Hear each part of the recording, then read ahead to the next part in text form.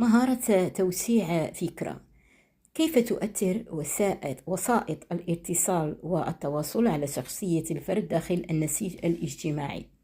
تقوم الحياة البشرية على التعايش والتساكن ونسج علاقات إنسانية مباشرة، وتتم هذه العملية عبر الإعلام وشبكات الاتصال التي تنقل لنا الأحداث والصور والعلامات، مما جعلنا نستفهم إلى أي مدى تؤثر هذه الوسائل المتعددة على شخصية الفرد داخل النسيج الاجتماعي.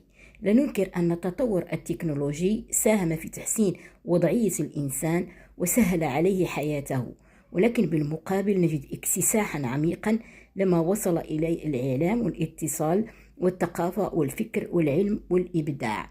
وأصبحت وسائل الإعلام تقوم بدور الأسرة والمدرسة في التنشئة الاجتماعية، لأنها مست الجانب المعرفي والإدراكي له، واعتبرت المصادر الأولية للوصول إلى المعارف، غير مدرك أن هذه المصادر تقوم بمحاولة اجتثاث المعارف القديمة وإحلال الجديدة منها، فتولد لديه صراعا داخليا وشكوكا في كل ما كان يمتلكه ويعتقده أو يؤمن به. حلت الوسائط الاجتماعية محل البيت والأسرة في تنشئة الأفراد، فبدأت تعلمهم وتقوم سلوكهم وتوجه أفكارهم وتزودهم بمعارف جديدة، منها ما هو علمي مفيد ومنها ما هو يحتاج إلى وقفة أو تأمل.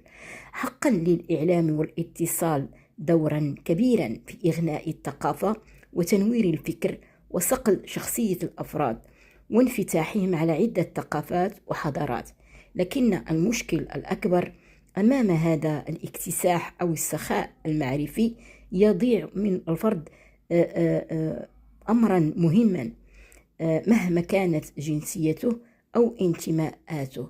تضيع منه اللغة، المكون الأساسي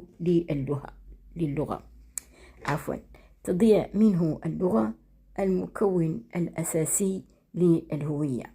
تلامذتي الأعزاء، انتظروا مثل هذه الأسئلة أو رأي أو قولة، ويطلب منكم في توسيع فكرة لابد من مقدمة وطرح الإشكالية وتدخلوا تناقشوا القول أشنو فهمتوا فيها، وتعطوا أمثلة كيفاش أن وسائل الإعلام والاتصال اكتسحت عدة مجالات مست حتى ثقافة الإنسان وهويته ومعتقداته وأفكاره وغيرت، لأن احنا نتأثر ونؤثر بعضنا البعض عبر العالم.